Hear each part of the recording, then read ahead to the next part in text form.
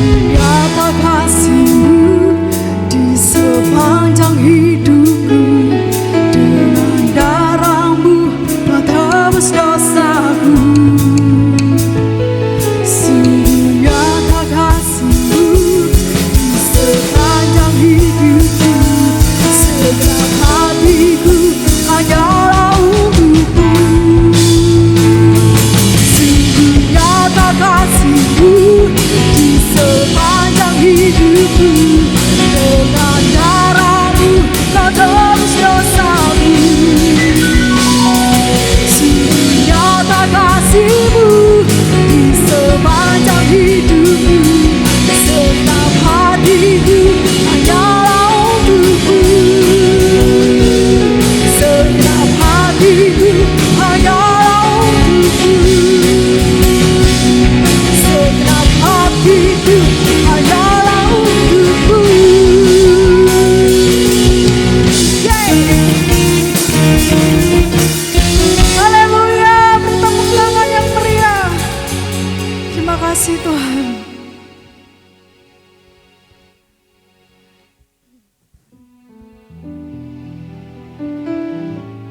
kami naikkan ucapan syukur kami di hadapan-Mu.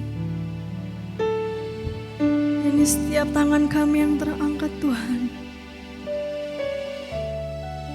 Kami mau berjalan bersama-Mu Bapa. Saat ku berjalan, kasih-Mu menerangi langkahku.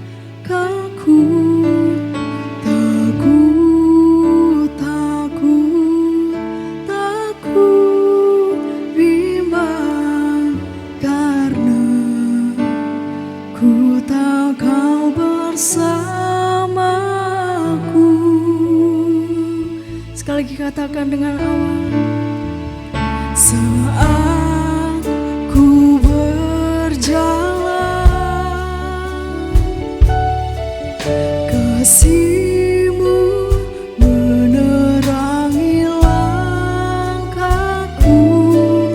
Takut, takut, tak ku bimbang, karena ku tahu Kau bersamaku. Kau lebih tahu yang terbaik bagiku. Kau lebih sanggup pulihkan hidupku. Ku berserah, ku percaya, hanya Yesus penolong yang setia. Mari pujikan dengan sungguh-sungguh, katakan. Saat ku berjalan, kasih-Mu menerangi langkahku. Takut, takut, tak ku bimbang, karena ku tahu Kau bersamaku. Kau lebih tahu yang terbaik bagiku. Kau lebih sanggup pulihkan hidupku. Ku berserah, ku percaya, hanya Yesus penolong yang setia. Haleluya Tuhan. Kau lebih tahu yang terbaik bagiku. Kau lebih sanggup pulihkan hidupku.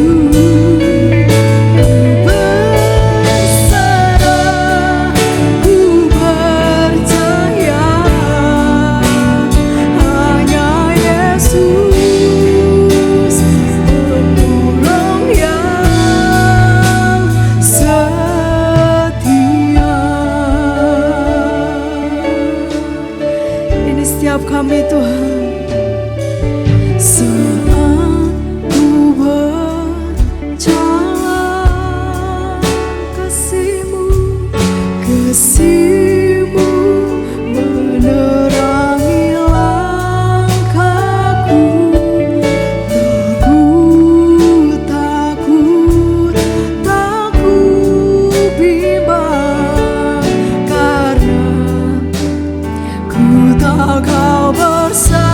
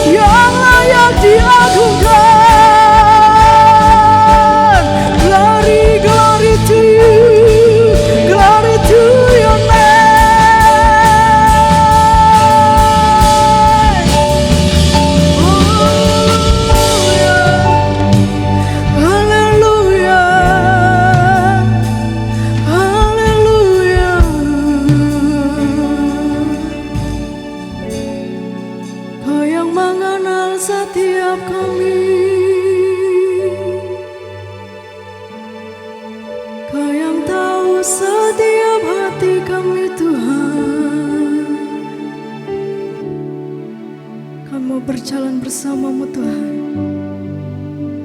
Kau penolong yang setia di dalam hidup kami. Kami mau masa muda kami ada di dalam tangan-Mu Bapa.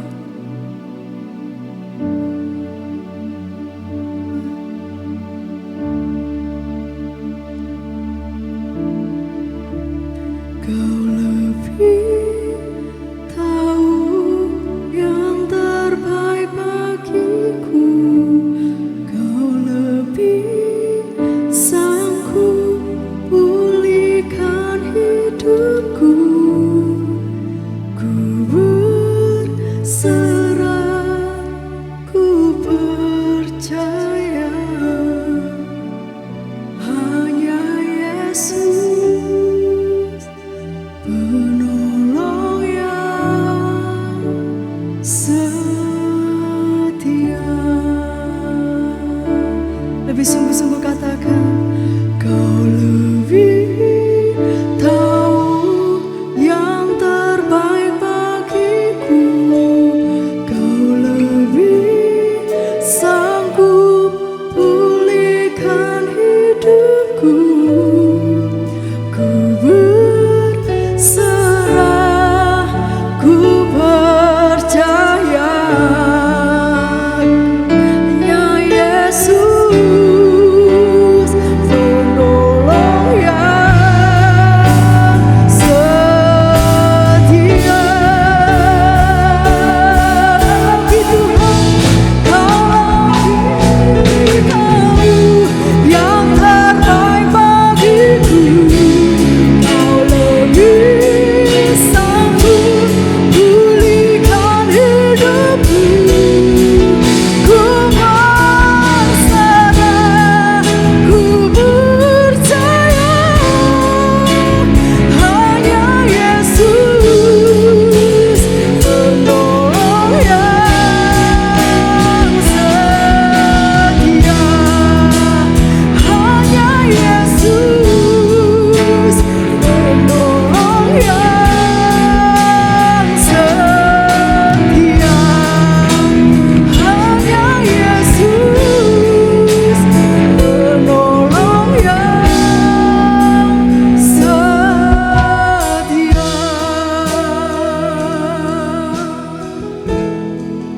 Haleluya.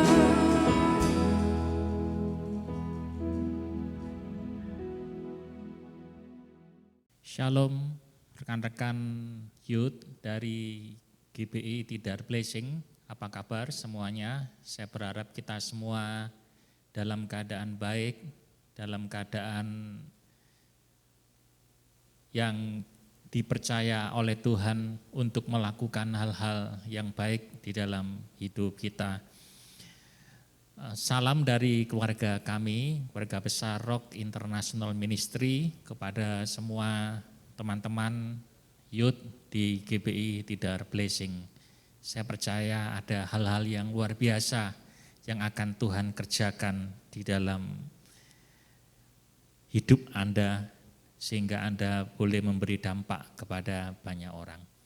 Nah, hari ini kita akan belajar bersama-sama tentang penundukan diri. Ini adalah hal yang sangat penting ya, yang kadang-kadang kita lupakan di dalam hidup kita.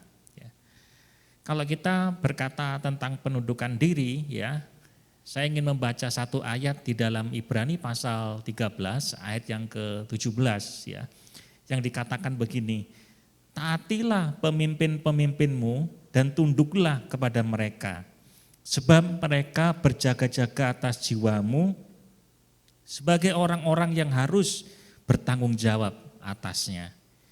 Jadi di sini penulis kitab Ibrani menyatakan bahwa kita harus taat kepada otoritas yang ada di atas kita. Kita harus taat kepada pemimpin-pemimpin yang ada di atas kita. Mungkin kita bertanya, apa definisi dari penundukan diri? Kalau saya melihat dari kamus Merriam-Webster yang kondang itu, dikatakan bahwa penundukan diri itu adalah satu sikap hati di mana kita menghormati dan menghargai otoritas yang ada di atas kita. Dan biasanya penundukan diri itu diikuti dengan ketaatan. Memang penundukan diri berbeda dengan ketaatan. Ya. Kita taat kepada pemimpin kita, yes. Tapi jauh lebih daripada itu kita taat kepada firman Tuhan. Maksud saya begini, kalau seandainya satu kali pemimpin kita atau otoritas kita meminta kita untuk melakukan sesuatu yang berseberangan dengan apa yang dikatakan oleh Alkitab, oleh firman Tuhan, maka tentu saja kita harus lebih taat kepada firman Tuhan. Tapi di situ ada sebuah sikap penundukan diri. Artinya apa? Saya sebagai seorang yang ada di bawahnya, saya tetap menghormati, saya tetap menghargai otoritas yang ada di atas saya. Itu yang kita sebut dengan penundukan diri. Oleh karena itu kita melihat bahwa iblis jatuh di dalam dosa karena apa? Karena dia tidak mau menundukkan diri kepada Allah. Dia mau bersaing dengan Allah. Sama seperti Adam dan Hawa. Kenapa Adam dan Hawa jatuh ke dalam dosa? Karena Hawa tidak dapat menundukkan diri kepada Adam. Saudara, untuk memberontak itu tidak perlu diajari, betul enggak? Ya. Jadi kalau untuk memberontak itu enggak perlu diajari, ya. Anak kecil saja bisa memberontak tanpa perlu diajari oleh orang tuanya atau tanpa perlu dia melihat siapapun, dia bisa memberontak. Karena itu kita harus berhati-hati supaya kita menjadi taat dan menundukkan diri. Itu memerlukan sebuah komitmen dan kerelaan yang tidak mudah. Bahkan kadang-kadang kita harus mengorbankan semua keinginan kita.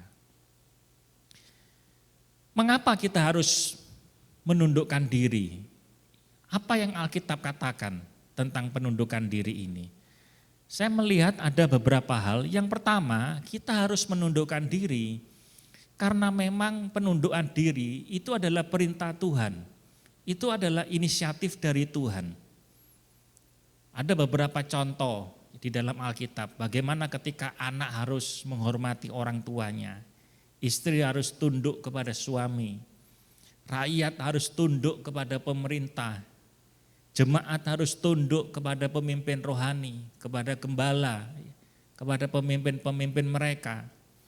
Dan pekerja harus tunduk kepada pimpinan di dalam tempat kerja. Ini menunjukkan bahwa penundukan diri itu adalah inisiatif dari Tuhan.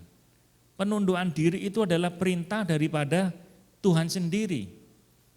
Karena itu kita harus mau untuk menundukkan diri.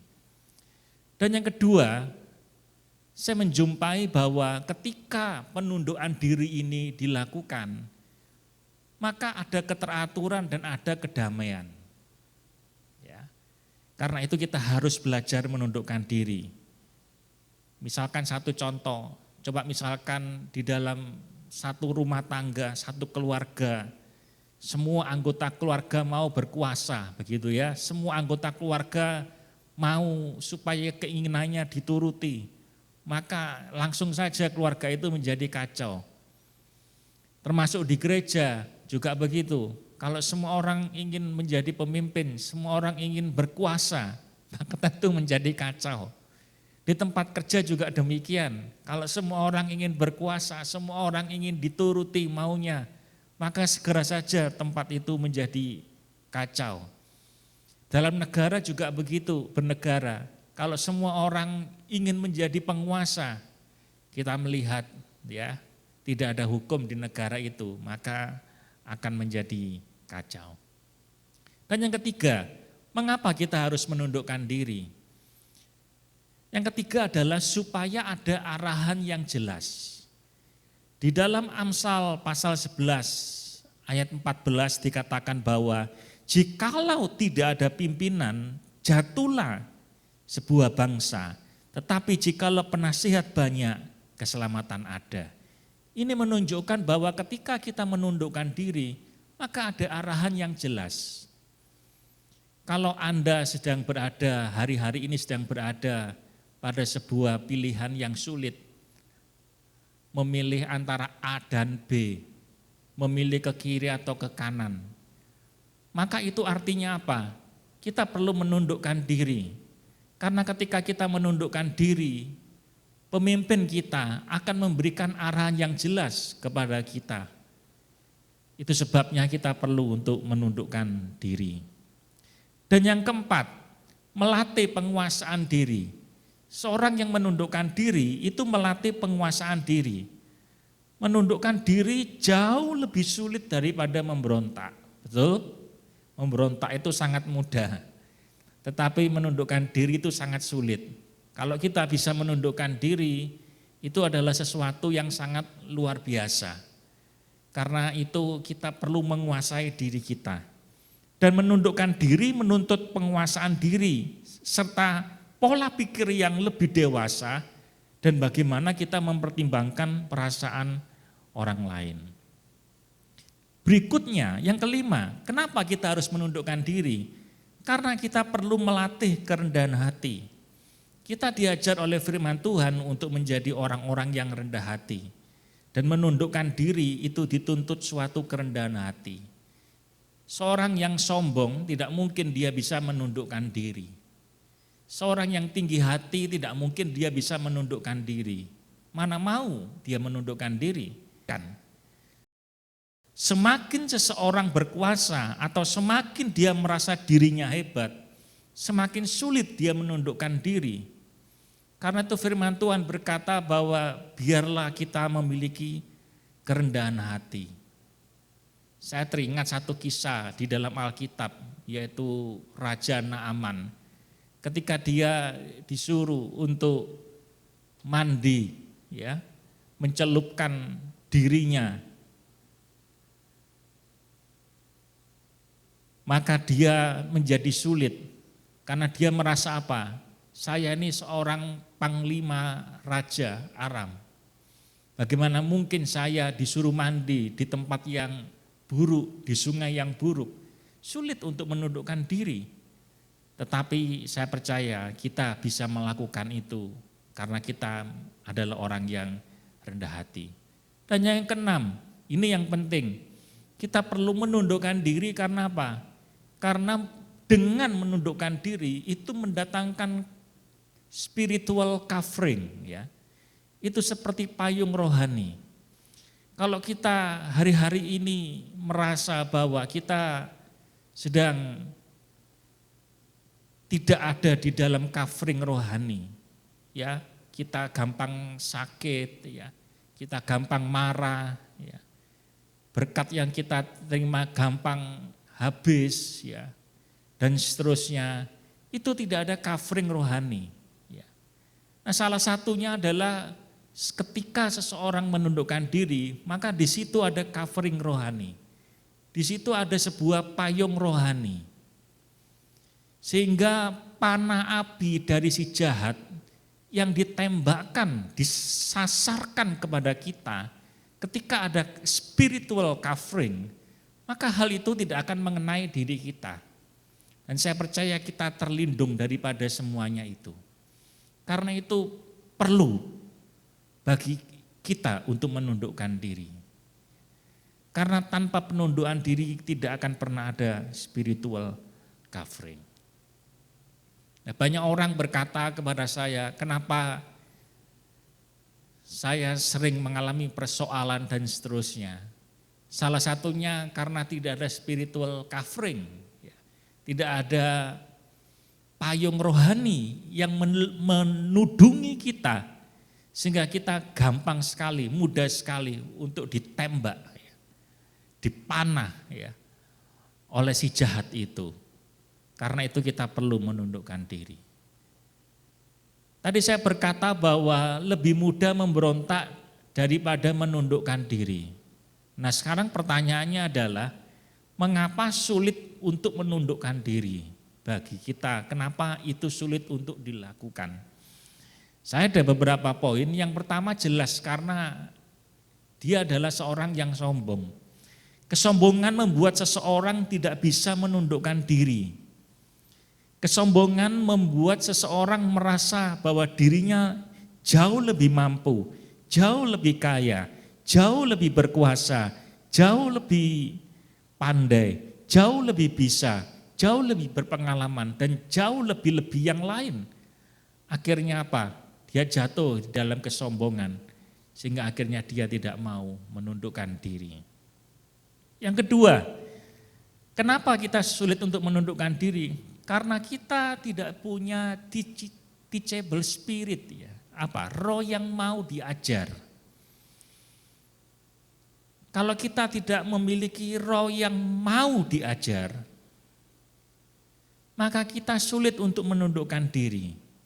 Ada orang-orang tertentu yang memang sulit untuk diajar, gitu ya. Diajar berapapun, seperti apapun sulit ya, untuk dia bisa mengubah karakternya.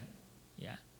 Kadang-kadang Tuhan sampai harus melakukan tindakan yang mungkin sangat keras kepada dia. Supaya apa? Supaya dia bisa diajar. Nah, ini yang disebut dengan orang bebal. Ya. Dalam bangsa Israel kita tahu bahwa bangsa Israel ini adalah bangsa yang bebal dan tegar tengkuk. Ya. Mereka sudah melihat mujizat, mereka sudah melihat hal-hal yang ajaib. Tetapi mereka sangat sulit untuk diajar karena mereka orang yang bebal. Ya. Dan jangan kita menjadi orang yang bebal, karena ketika kita menjadi orang yang bebal, kita tidak punya roh yang mau diajar, maka kita akan sulit untuk menundukkan diri. Firman Tuhan berkata bahwa seorang anak yang bebal itu mendatangkan kedukaan bagi ibunya. Amsal 10 ayat yang pertama. Karena itu jangan jadi anak yang bebal. Ya. Saya percaya di sini tidak ada anak yang bebal. Semua mau diajar. Ketika kita diberi masukan, semua mau mendengar. Sehingga akhirnya apa? Kita bisa menundukkan diri. Yang ketiga, seorang tidak bisa menundukkan diri karena dia punya kecenderungan untuk mau memerintah. Atau dalam bahasa sederhananya adalah bossy. Gitu. Jadi gayanya seperti bos begitu. Sehingga dia enggak bisa menundukkan diri. Ya. Sifat seseorang yang cenderung untuk memerintah orang lain atau sikap seseorang yang terlihat bossy gitu ya. Seperti bos begitu ya. Juga akan membuat dia sulit untuk menundukkan diri pada wewenang yang ada di atasnya. Daud adalah contoh yang sangat baik untuk seorang yang rendah hati, tidak bossy. Ketika dia punya kesempatan 2 kali untuk membunuh Saul, dia berkata bahwa jangan menjamah orang yang diurapi oleh Tuhan. Ini menunjukkan bahwa Daud adalah seorang yang sangat rendah hati. Walaupun pada waktu itu posisinya dia sudah diurapi oleh Nabi Samuel untuk menjadi raja atas Israel. Tapi Daud tidak punya sikap yang bossy, ya. Dia tidak punya sikap yang arogan, sehingga dia bisa menundukkan diri. Dia bisa menghormati dan menghargai Saul sebagai otoritas yang ada di atasnya. Dan yang keempat, kenapa orang sulit menundukkan diri? Karena adanya sifat pemberontakan. Saya berkali-kali tadi mengulang bahwa untuk memberontak itu enggak perlu diajari. Untuk melakukan sebuah sikap pemberontakan tidak perlu diberi contoh. Semua orang bisa melakukan hal itu. Dan ada orang-orang yang memang senang untuk memberontak. Ini aneh memang ya, tapi ini nyata. Karena itu orang yang senang untuk memberontak ini selalu menentang. Semua kebijakan pemimpin ditentang, semua kebijakan pimpinan selalu dikritik. Ada orang-orang yang tipikalnya memang seperti itu. Dan orang yang seperti ini memang sangat sulit ya untuk menundukkan diri kepada pimpinannya. Dan Allah sama sekali tidak senang dengan pemberontak-pemberontak yang seperti ini. Kita lihat beberapa contoh dalam Alkitab. Ketika Miriam dan Harun memberontak kepada Musa, mereka kena kusta. Dan ketika Korah, Datan, dan Abiram memberontak kepada Musa, mereka mati ditelan oleh bumi. Ini menunjukkan bahwa Tuhan sangat tidak suka kepada para pemberontak. Dan saya percaya kita semua belajar untuk tidak menjadi orang-orang yang pemberontak. Yang kelima, kenapa orang menjadi sulit menundukkan diri? Karena mungkin hatinya dikuasai oleh kekecewaan. Kekecewaan juga dapat membuat seseorang menjadi tidak mau menundukkan diri kepada wewenang yang ada di atasnya, kepada otoritas yang ada di atasnya. Karena ada sikap kecewa, ada luka pada hatinya. Karena itu hari ini saya katakan bahwa jadilah sembuh semua luka-luka batin yang ada. Siapapun yang luka batin, hari ini engkau akan disembuhkan oleh Tuhan. Dan engkau akan bisa menundukkan diri kepada otoritas yang ada di atasmu. Karena itu penting bagi kita untuk kita belajar menundukkan diri. Karena ketika kita menundukkan diri, kita akan melihat sebuah hal yang baik. Hanya orang yang istimewa yang bisa menundukkan diri. Contohnya Daud itu seorang yang istimewa. Ya. Dia dikatakan melakukan kehendak Allah pada zamannya.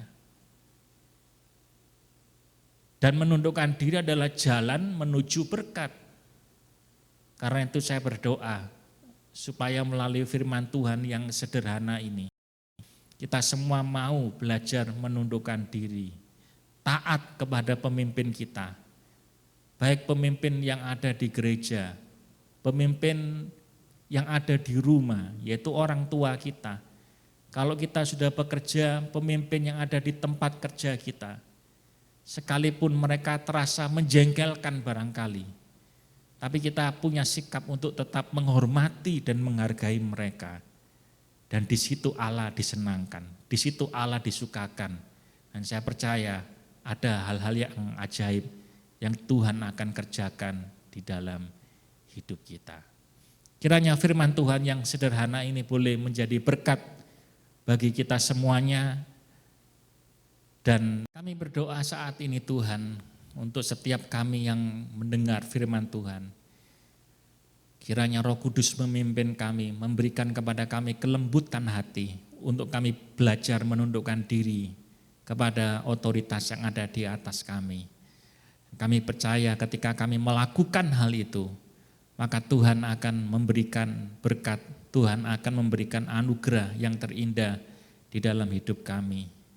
Karena itu kami berdoa, biarlah seluruh roh pemberontakan dilenyapkan daripada hidup kami. Dan kami belajar untuk menundukkan diri. Roh Kudus bekerja di tengah-tengah kami. Dan kami percaya hal itu terjadi di dalam hidup kami. Demi nama Tuhan Yesus Kristus kami berdoa. Haleluya. Amin. Sorak-sorai buat Tuhan Yesus.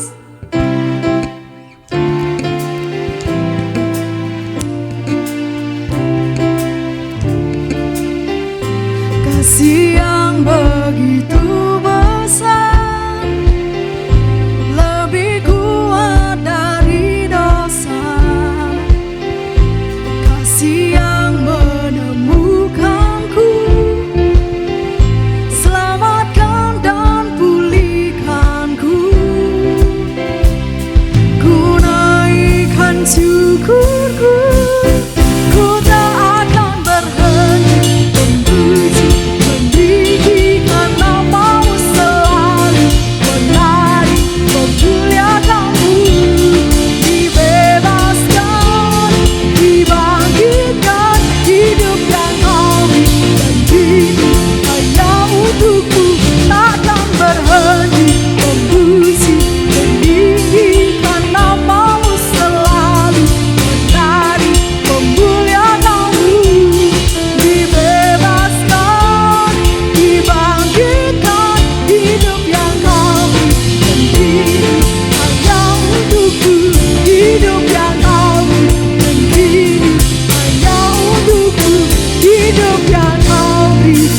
ini hanya